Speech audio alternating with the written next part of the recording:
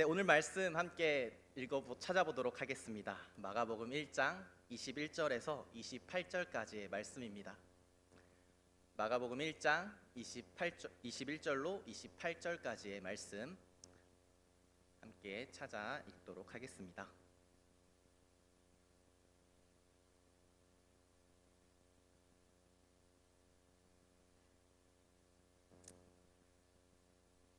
찾으셨는 줄 알고 함께 봉독하겠습니다. 21절부터 28절입니다. 그들이 가버나움에 들어가니라. 예수께서 곧 안식일에 회당에 들어가 가르치심에 뭇 사람이 그의 교훈에 놀라니 이는 그가 가르치시는 것이 권위 있는 자와 같고 서기관들과 같지 아니함일러라. 마침 그들의 회당에 더러운 귀신 들린 사람이 있어 소리질러 이르되 나사렛 예수여 우리가 당신과 무슨 상관이 있나이까? 우리를 멸하러 왔나이까? 나는 당신이 누구인 줄 아노니 하나님의 거룩한 자니이다. 예수께서 꾸짖어 이르시되 잠잠하고 그 사람에게서 나오라 하시니 더러운 귀신이 그 사람에게 경련을 일으키고 큰 소리를 지르며 나오는지라. 다 놀라 서로 물어 이르되 이는 어찌미냐? 권위 있는 새 교훈이로다. 더러운 귀신들에게 명한즉 순종하는도다 하더라. 예수의 소문이 곧 온 갈릴리 사방에 퍼지더라. 아멘. 하나님 우리 아버지와 그리스도 예수로부터 오는 은혜와 평강이 우리와 함께하기를 구합니다. 체급 차이, 저희는 피지컬 차이라고 하는데 이 단어를 관용구를 들어보신 적이 있으십니까?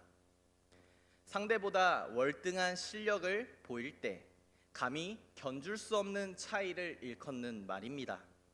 아빠와 어린 딸이 팔씨름을 한다라고 생각해 보면 어쩔 수 없는 힘의 차이가 존재할 것입니다.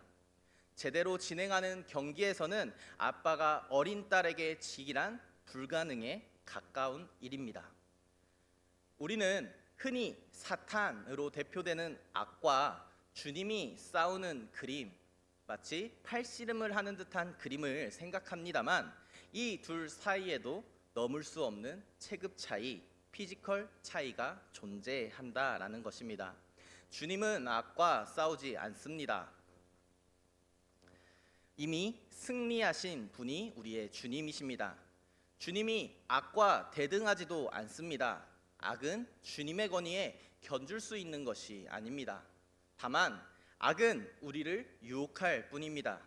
우리를 이미 건지신 분께서 그분의 권위로 우리와 함께 하시니 결국 이 유혹마저도 우리에게 유혹이 되지 않을 것입니다. 오늘 그 차이, 체급 차이, 피지컬 차이를 보이신 주님이 가버나움에 있습니다. 그분은 자신의 권위로 가르치시고 더러운 귀신에 들린 사람을 치유하십니다.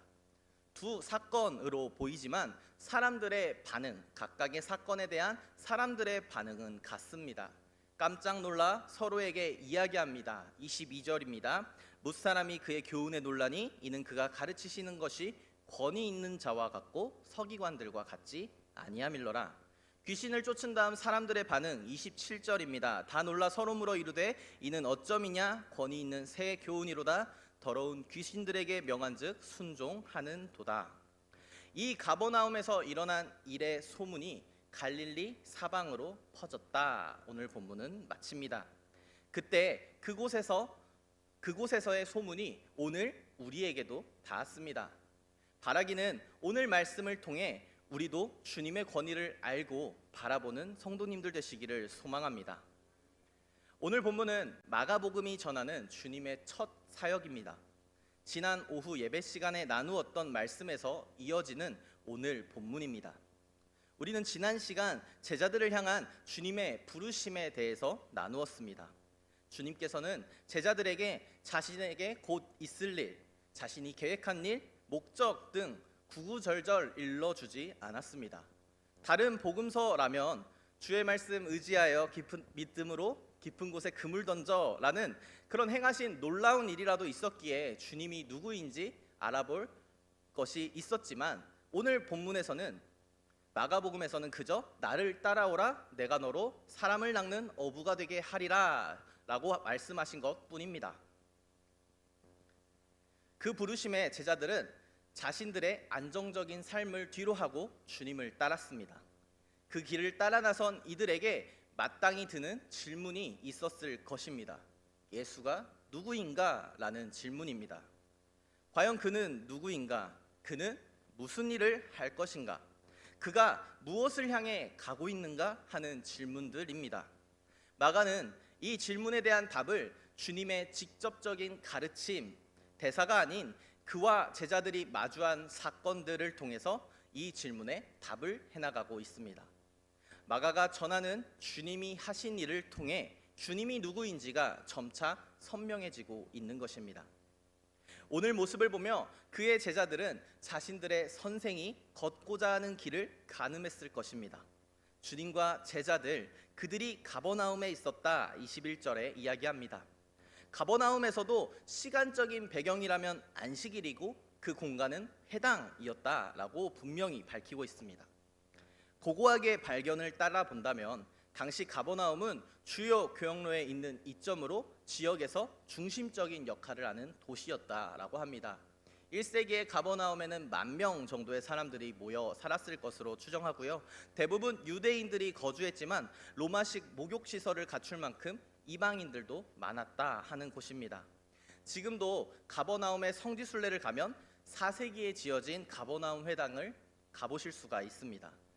가버나움이라는 지역은 전체적으로 현무암과 같은 검은 돌로 지어진 도시지만 하얀 석회암의 회당 건물을 그 대비의 아름다움을 가버나움을 가시면 볼 수 있습니다. 가버나움, 특별히 안식일에 회당에서 말씀의 이야기가 진행됩니다. 안식일이 가진 권위라면 모두가 다 잘 아실 것입니다. 안식일의 규례는 토라, 출애굽기의 말씀에 근거하죠.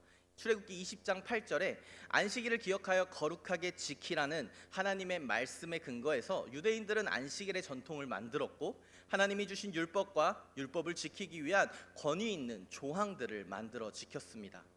이 때문에 안식일은 유대인들에게 가장 권위 있는 시간이었습니다. 안식일하면 제가 이스라엘 성지순례를 한번 가본 적이 있는데 그때 안식일 때의 경험이 있습니다. 호텔 높은 층에서 저희가 묵었는데요. 안식일이라서 엘리베이터를 버튼을 누를 수 없다라고 하는 것이었습니다. 그래서 유대인들용 엘리베이터가 따로 있고 일반 성지순례 관광객용 엘리베이터가 따로 있었습니다. 그래서 관광객용 엘리베이터 저희가 사용한 것은 저희가 평상시 사용하는 대로 마음껏 눌러서 갈 수 있었는데요. 유대인들은 안식일을 지켜 거룩하게 해야 되기 때문에 그것조차 안 된다라는 것이었습니다. 그래서 그 엘리베이터는 어떻게 가냐? 1층에서 출발해서 2층 멈추고 3층 멈추고 4층 멈추고 언제 어디서 누가 탈지 모르고 내릴지 모르니까 다 멈춰주는 엘리베이터였습니다. 근데 그렇게 유대인들은 안식일을 아직도 엄격하게 지키고 있다라는 것입니다. 그리고 회당입니다. 유대인의 예배는 예루살렘 성전에서 행해졌지만 회당은 회당장이 임명한 자가 토라를 읽고 해설하는 집회장, 강당의 역할이었습니다.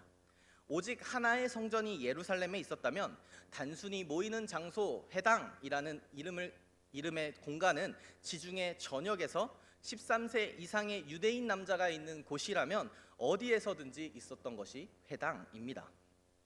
회당은 회당장이 담당했는데요. 그는 직접 토라를 설교하거나 강론하지 않았습니다. 때에 따라 자격을 갖춘 이에게 그 기회를 주었다라고 합니다. 유대인이라면 안식일에 회당에 모여 그 기회를 받은 자가 가르치는 것을 들었습니다. 그렇다면 회당이라 하면 당시 가장 권위 있는 장소라고 볼만합니다. 오늘 그곳에 주님이 계십니다. 그곳에서 가르치십니다. 마가는 그 가르침의 내용이 무엇인지에 대해서는 우리에게 알려주고 있지 않습니다. 누가복음을 본다면 나사렛 회당에서 이사야서를 읽었다라는 정도의 언급도 있지만 여기에는 그조차 없습니다. 그는 가르쳤을 뿐입니다. 그 내용이 어떠했는지는 모르지만 말씀을 통해 사람들의 반응을 통해 유추해 볼 수 있는 것은 회중들에게 낯선 가르침이었다라는 것입니다. 그곳의 사람들이 놀라 충격에 빠졌다는 그 반응을 마가는 우리에게 전하고 있습니다. 22절에 무사람이 그의 교훈에 놀라니 이는 그가 가르치시는 것이 권위 있는 자와 같고 서기관들과 같지 아니함일러라. 주님의 가르침에 비교하고 있는 한 가지가 있다면 바로 서기관의 가르침입니다. 서기관은 일찍이 다윗 왕 때의 신하 중에 일반적인 비서나 기록관을 일컫는 데 쓰인 말입니다. 그리고 포로기 이후에는 에스라와 같이 토라에 있어 전문가들을 지칭하는 말이 됩니다. 이후 서기관들은 누구보다 토라 하나님의 말씀에 능통했던 이들, 토라의 해석, 말씀의 해석에 있어서 구속력 있는 결정, 권위자들로 여겨졌던 사람들이 바로 서기관들입니다. 서기관들은 회당의 성장과 함께 토라 하나님의 말씀에 권위 있는 선생들이 되었습니다. 사람들은 이들의 명성에 대해 랍비라고 호칭하며 존경을 표했습니다. 이에 더해 1세기의 서기관들은 법률가로서 학식과 명망이 대제사장들을 능가하였고, 평민들은 서기관들의 말이라고 한다면, 그 의견이라 한다면 중요한 가르침으로 여기고 따를 지경이었습니다. 우리의 주님께서는 가장 권위 있는 시간 안식일에, 가장 권위 있는 장소 회당에서 가장 권위 있는 서기관들과 다름을 보이셨습니다. 주님의 권위는 그들과의 다름으로 드러납니다. 서기관들은 토라와 그 행함에 있어 여러 권위 있는 금지 조항들을 만들어냈다면, 그 금지 조항들이 보살핌과 치유가 필요한 이들을 외면하게 했다면, 오늘 주님의 것은 그들과 다른 것입니다. 하나님의 말씀의 근거에 하지 말라 금지했던 이들에게 하나님의 말씀으로 적극적인 하라의 명령을, 가르침을 전하고 계신 분이 우리의 주님이십니다. 말씀을 주님의 권위에 두는 우리 그리스도인들은 어떠합니까? 우리는 하나님의 말씀을 하지 말라라는 부정의 조항으로 듣습니까? 아니면 하라는 긍정의 메시지를 듣습니까? 우리는 진정 복음으로 자유로운 이들입니까? 아니면 문자에 구속된 율법주의자들입니까? 마가는 자신의 책의 첫 줄에서 복음을 이렇게 설명합니다. 하나님의 아들 예수 그리스도의 복음의 시작이라. 주님의 권위 있는 가르침을 듣는 우리 수원교회 성도 여러분, 바라기는 우리가 진정 복음으로 자유롭기를 소망합니다. 그것은 복음의 시작이신 예수 그리스도의 삶을 따르는 것입니다. 주님을 따르는 것이 말씀을 권위에 두는 삶입니다. 예수 그리스도의 마음을 품고 행함과 진실함으로 나아가는 성도 되는 것이 우리 그리스도인들이 말씀을 주님의 권위에 두고 살아가는 것입니다. 이렇게 마가복음에서 주님은 회당과 서기관에 대부분 반대하는 사역을 펼치실 것입니다. 그 사역은 우리는 잘 아시다시피 결국 주님께서 그들의 손에 죽게 된다라는 거죠. 이러한 회당과 서기관들에 대한 마가의 생각은 23절에서부터 드러납니다.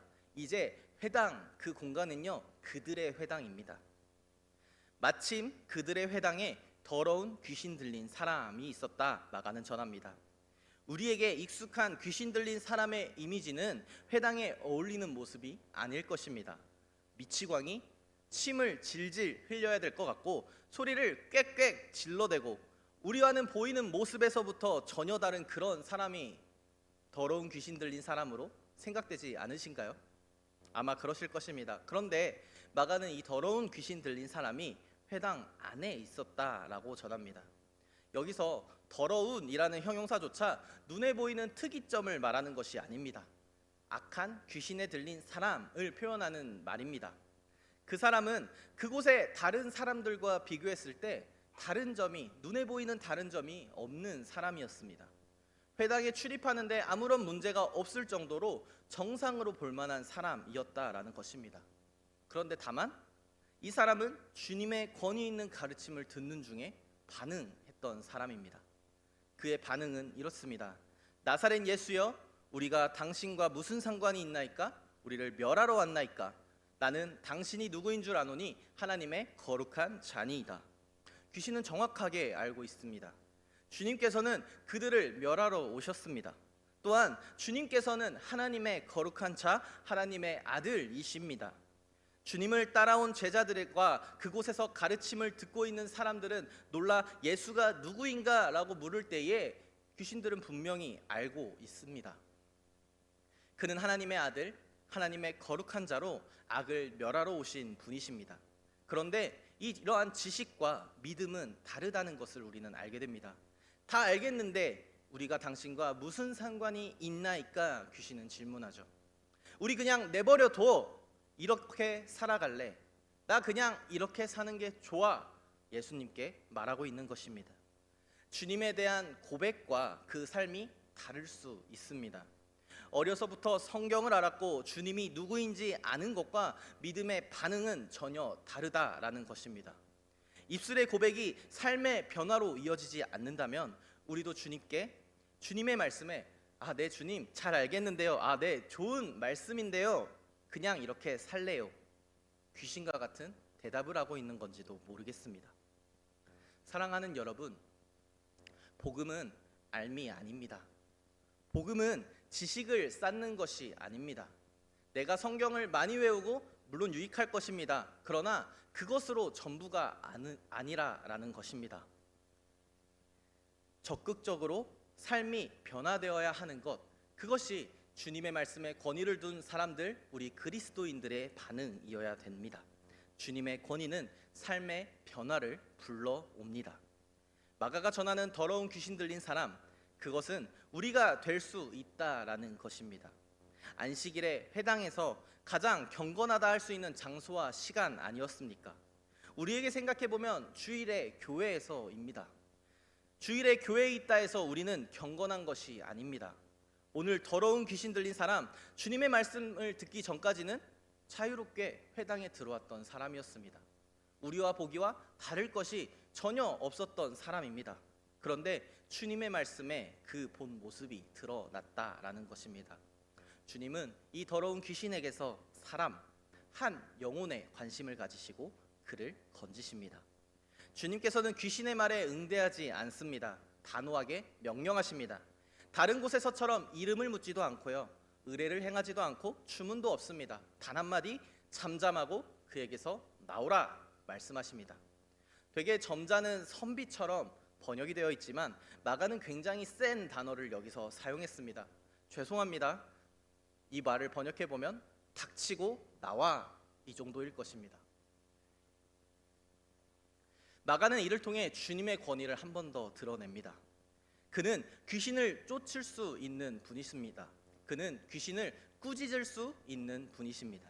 주님의 단호한 명령에 귀신은 아무것도 할 수 없습니다. 경련을 일으키고 큰 소리를 지르며 떠나가야만 했습니다. 여기에 대해 사람들은 논쟁하기 시작합니다. 다 놀라 서로 물어 이르되 이는 어쩌미냐? 권위 있는 새 교훈이로다. 더러운 귀신들에게 명한즉 순종하는도다 하더라. 그의 가르침에 있어서 주님은 서기관들과 달랐습니다. 서기관들의 말씀에 대한 해석이 죽은 해석이었다면 주님은 살아있는 말씀, 살아있는 해석을 하였습니다. 귀신에 대한 주님의 사역이 이를 증거하고 있습니다. 주님의 권위는 귀신들마저 복종시키는 권위이십니다. 사람들은 이 권위 있는 새 교훈을 듣습니다. 예수가 누구인지 그들은 이제 논쟁하기 시작합니다. 이전에는 없던 새로운 것이 갈릴리 땅을 흔들기 시작합니다. 예수의 소문이 곧 갈릴리 사방으로 퍼지게 됩니다. 우리가 잘 아는 것처럼 그 소문은 곧 이스라엘 온 땅으로 퍼지게 될 것입니다. 예수의 소문 즐겁지만은 않습니다. 점차 퍼져나간 소문은 결국에 대제사장들과 서기관들이 그를 잡아 죽일 방도를 고민하게끔 만드는 소문이 되었습니다. 그리고 그 소문으로 인해 주님께서는 십자가에 달려 죽게 되십니다. 주님에 대한 소문이 누군가에게는 즐거운 복음이 되는 한편 누군가에게는 잡아 그를 죽여야 할 만큼 위협이 되는 것입니다. 하나님의 말씀으로 억압받던 이들에게는 진정한 자유를 주는 것이 복음인 한편 하나님의 말씀으로 억압하던 이들에게는 자신들의 기득권에 위협이 될 만한 인물, 그런 가르침이다라는 것입니다. 그들은 나와 상관없지 않느냐 할 것입니다. 예수께 가던 길이나 가라라고 할지도 모릅니다. 잘 사는 내 삶 건들지 마십시오라고 그들은 말할 것입니다. 그러나 우리의 주님은 한 사람, 한 영혼이라도 건지시기 원했습니다. 그 주님은 오늘 우리에게도 동일한 주님이십니다. 우리 안에 하나님의 말씀을 나와는 상관이 없는 것으로 듣는 우리 가운데 하나님은 말씀으로 하지 말라 스스로를 억압하는 우리를 악한 영으로부터 건지실 분이십니다. 여러분, 주님의 권위를 받아들입시다. 우리가 큰 소리로 고백해 봅시다. 나사렛 예수여, 나는 당신과 상관이 있습니다. 내 안에 악한 것들을 멸하러 오시옵소서. 나는 당신이 누구인 줄 아노니 하나님의 거룩한 자이십니다. 주님은 악과 대립하시지 않습니다. 우리가 악과 싸워야 하는 것입니다. 이미 이기신 주님의 능력에 힘입어 우리가 이길 수 있는 방법을 알게 되었습니다.